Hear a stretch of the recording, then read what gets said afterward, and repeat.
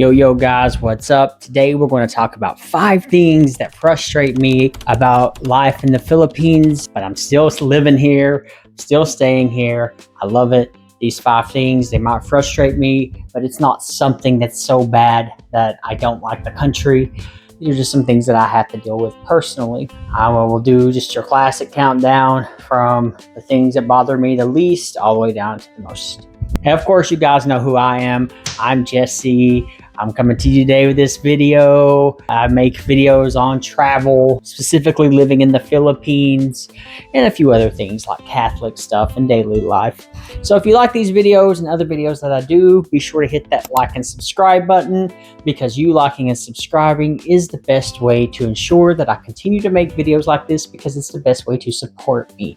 All right, guys, now let's get into it. Number 5, the rain. The rain is probably the most frustrating thing right now, just because it's coming down so much right now. It's the rainy season, I think, or it's about to be rainy season, and we're getting a lot of storms coming in. It's been raining for several days now. In the morning time, I like to go on a walk. Unfortunately, I can't do that when it's raining as hard as it is. It's not fun walking in the rain, and the downpours are tough to deal with, and I just cannot walk in it. So it frustrates me because it really messes with my daily schedule. I like to walk in the morning time. I like to get my sunlight in. I like to enjoy the beach. I can't do that because of Mother Nature saying, I'm going to rain down on you. It's also frustrating because it's hard to go out and do anything. So like if we want to go buy food, if we want to go buy drinks or anything like that, it's kind of hard to do that when the rain is pouring down. Right now, it's stopped. It's stopped for now. According to the weather, it wasn't supposed to. It was supposed to thunderstorm today. I don't know. That's something that frustrates me about the weather, is that when I check weather apps for this area, they always say something, but then that something never actually happens. It's so frustrating, because it's saying it was supposed to thunderstorm all day today, nonstop, into tomorrow, and then the next day it's supposed to stop and just barely rain. But it stopped raining. I don't know what's going on. I don't understand the weather app here in the Philippines. It doesn't make any sense. They're decently good in America. They work well enough for you to be able to plan things out. It's like the weather here in the Philippines, I guess these weather apps just cannot keep up with it. It's so sporadic. So yeah, number 5 is the rain, just because it messes with my whole schedule. Number 4, this is for the province, is kind of a stigma on mental health. I think this is something that the Philippines needs to deal with a little bit. Now, luckily, the suicide rate here in the Philippines is not very bad. It's not high. It's not as high as it is in America, for sure. But there's still a lot of mental health issues that are happening. It's getting better, the stigma.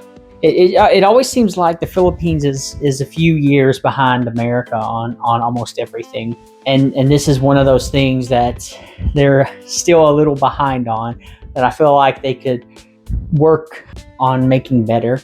I see people, and I'm not going to name names, I'm not going to say who I'm pretty sure have some mental health issues. However, they can't speak out about it. They can't go see a doctor about it, because for whatever reason, a lot of Filipinos, especially older Filipinos, don't believe, it's almost like they don't believe in psychology, or they don't believe in mental health issues. I'm not sure what it is. I can't figure it out on what it is they don't think is true.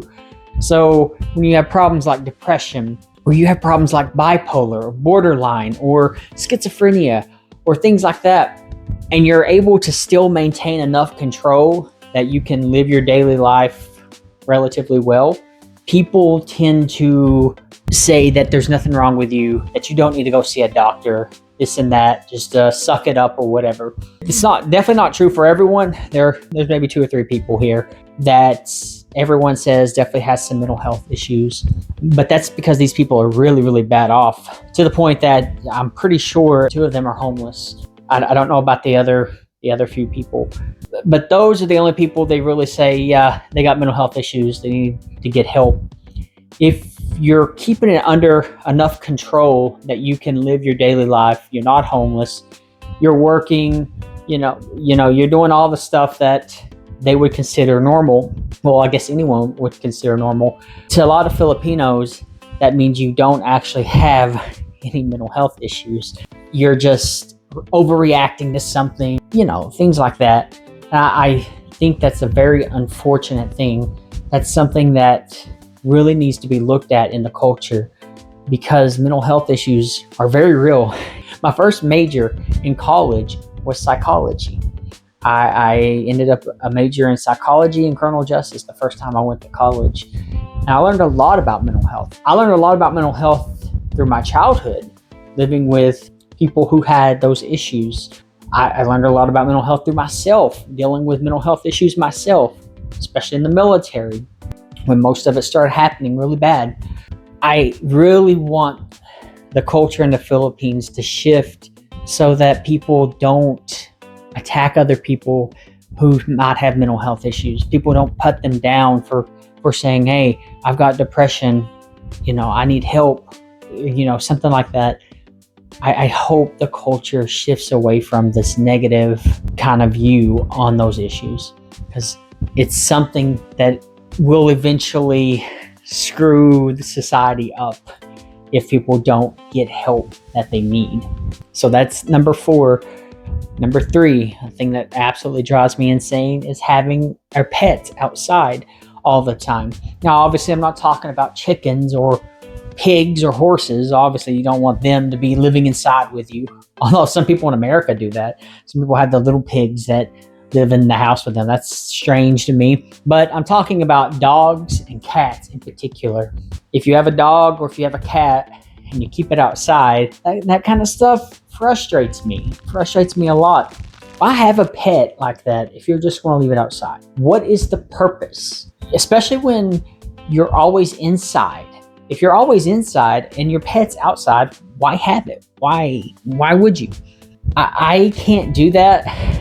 I want dogs. I want big dogs, and I want them to be in the house with me and my fiance, because dogs are so loyal, and dogs will die protecting the people who own them. And if something happens and somebody gets into the house or anything like that, you have 3 good dogs, 3 good big dogs like the Rottweilers, the German Shepherds, and the Golden Retrievers, and the Bulldogs, all those big bulky dogs, or the big slender fast dogs. If you have dogs like that, yeah, they might feel like they're in danger, but they're going to do whatever it takes to protect you. So I don't like this idea of having the dogs outside, because your dog is going to love you, and it's going to take care of you. It's going to do what it can to make sure that the pack is safe. That's their instinct. So I don't understand this whole keeping your dog outside. Plus, I don't see the point in it. I just don't have any valid reason to keep my dog outside. I'm never really outside much. It's just out there on a chain, or even worse for some people, they're just running around in the streets doing nothing. So that's something that really frustrates me, because I love animals, huge animal lover, and dogs and cats. I have a special place in my heart because of how loyal they can be. As you all know, I do have 2 cats that sit outside. Now, they're not my cats, but they literally stay in that area, because I always come outside, I always pet them, I always give them food. I actually bought cat food just so I could feed them. That's how much I love animals. So yeah, that's number 3. Going down to number 2. This idea of respecting your elders to a fault. It is very frustrating, and it kind of ties back to mental health stuff too. It is important to respect your elders. It is important to listen to them, and to learn from them, and to take care of them if you have the means to be able to. I have issue with it when it comes to listening to them and learning from them to the point that you're listening to stuff that may not be good for you. I don't like that that idea of, well, they're my elders, so they said that I should do this, and that this is the best way to do this, and I shouldn't do this, or whatever. Just because a person is older does not mean they're right. And in fact, as cultures change, as things start to shift, elders don't have as much leeway on what they can say, like based off their life. So let's look at how things are going with things like AI and IT, which are very popular things in the business world, and it's going to start being popular in college, even here in the Philippines. It already has been in America. The elders don't know anything about, well, I can't say they don't know anything, but they're not as experienced in those types of situations because they never grew up in it. They never grew up with it. They don't know what's going on. A lot of them don't pay attention to the current events anymore. They only know what they grew up with. There's nothing wrong with that. That's just normal human nature. But when they start talking on things that they didn't grow up with, or they say something like, oh, you don't worry about AI, it's not going to be a problem for the job market, or don't go to college to do IT because, computers, this and that, whatever. Or even worse, on things like relationship advice, or just anything in life where you know that what they're saying you shouldn't do, then you do it. That's not good. If they say something that you know you should not do, then you should not do it. It doesn't matter how old they are. It doesn't matter how much respect you have for them. It's more important to respect your own morals first, and to respect your own autonomy in making your own decisions. Because ultimately, you will make that decision, not them. And you can't say, well, my elder told me to do it. So what? You could have done something else. You don't have to listen to something somebody else says. You have full authority over yourself to do whatever you want. You can't blame it on somebody else. Adam tried to blame Eve. Eve tried to blame the snake or the serpent. God punished them all. You can't pass on the blame to somebody else, including your elders. Don't compromise your morals and what you believe for respecting an elder. Now, part of your morals may be respecting an elder, but you should make sure that it's framed in a way so that respecting them does not interfere with your other moral stances. Don't listen to their advice if it's going to somehow harm your life, if it's not something you want to do. If you want to go to college, pick out what you want to do. Don't listen to what your elders tell you to do. It's your life. And if you're going to base your life off what somebody else says, you have no one else to blame but yourself when you're miserable, or when you do something that causes people to lose respect for you or not trust you or anything like that. It is on you. You cannot blame your elder. So that's something that isn't as bad, but when it does happen, it frustrates me. And then finally, the number one thing that frustrates me, and it's very toxic, is this thing called Filipino time. Filipino time means that you're basically going to be late for whatever your appointment is. That is a toxic way of thinking. You cannot be a good person and be late for your appointments, because what you're basically saying is, I don't care about the place I'm going to. I don't care what their workload is. I don't care if they have a customer after me. Like, you want to go get your nails done. You say you want to come in at 10 a.m. and you come in at 10:15. The business person has you scheduled from 10 to 11. So then they have another person scheduled 11 to 12. What you're saying is, you don't care about that business person and you don't care about the other person after you. You only care about yourself. And that is the height of pride and narcissism. You could not tell me that you're a good Christian if you're constantly doing that, because what you're doing is so narcissistic and arrogant and prideful. You don't care about anybody else but yourself. Filipino time is not cute. Filipino time is not adorable. Filipino time is not good. It is wrong. It is bad. And you mess up everybody's day after that. especially if it's a business owner who says you come in at this time, we'll get done at this time. Because I have another appointment right after you.